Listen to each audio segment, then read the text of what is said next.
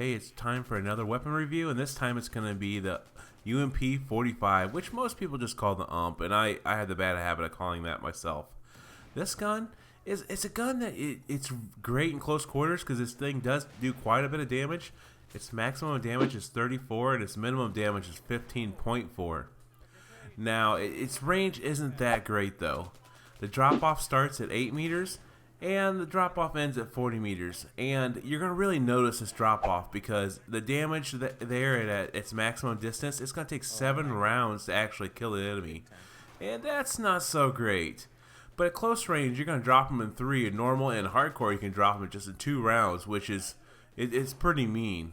Now, one thing you'll need to notice right away, its fire rate's pretty low. It's 600 rounds per minute, which is a bit on the low end. And its muzzle velocity isn't anything impressive. It's 320, and with not being suppressed and being suppressed, it's 180 meters per second.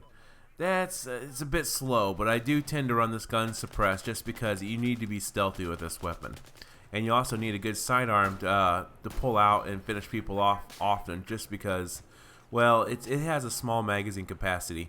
Normally it's 25 rounds in a magazine. And, I mean, you get that one more if you leave one in the chamber, but it's pretty low. Having a good sidearm is very crucial to using this weapon. And, of course, since it's an engineer weapon, since it is a PDW, you're going to have that launcher beside you to finish people off.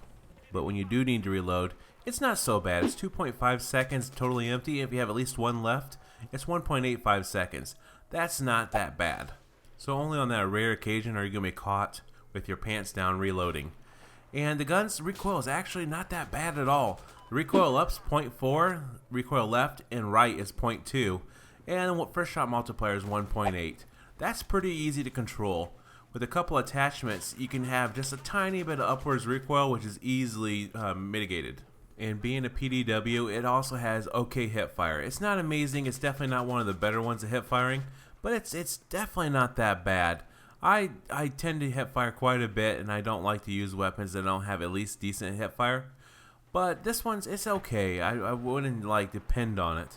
But if you are in hip firing range, 206 milliseconds is all it's going to take to drop a guy. And often I know when somebody's using this in close proximity to me and I get killed by it, I seem to die with it in just a split second. A little bit faster than many other guns just because of the high damage it does. Now, the way I use this weapon is I use this to be very stealthy. It's also a great weapon to use when you're going to use a vehicle, as, you know, occasionally you might need to jump out and surprise somebody. And this gun's very good at that. That low capacity usually doesn't matter in those situations just because there's usually only one guy going to be on you. And that heavy damage just drops him extremely quick.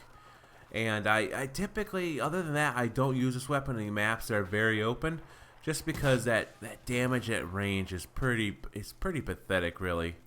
And I know most other PDWs suffer from the same thing. But this one in particular, with the hit detection in this game, it just seems so weak at distance. So that's why I tend to run a suppressor with it. Just because the recoil is pretty easy control, and being stealthy and them not knowing where you are is a clear advantage, especially when you need to stick to really close quarters. Other than the suppressor, I run with the Coyote Red Dot sight because it is probably the best sight. Use whichever one you're most comfortable with. And I also use a laser sight with this. I'm using a green laser sight with this right now just because I like the green more.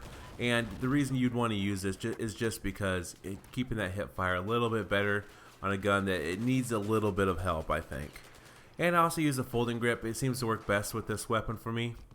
And again, it depends on your situation, what you want, but that folding grip seems to work the best.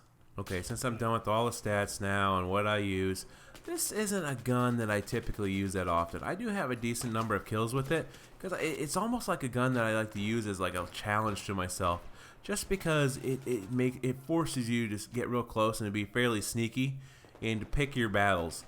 But at the same time, you know, I've fought quite a few people that like to use this weapon, and they can be extremely deadly with this thing.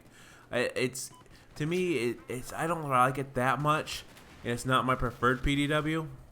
But at the same time, I know some people are just downright amazing with this. And it's also something different to play with, as it is pretty unique.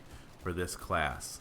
The only other gun that it's somewhat similar in the entire game is a Scar H, just because of that damage. It's comparable, but everything else is quite a bit different than this weapon. I do enjoy using it just for that reason. If you enjoyed my video, I would appreciate if you hit that like button down below, and also please subscribe, since I tend to do quite a few of these videos in Battlefield. And here on the screen I have a video of the MTAR. It's my little review of it, and I also have a review of the MP7. And thanks everybody for all your support you've been giving me. It really means a lot to me.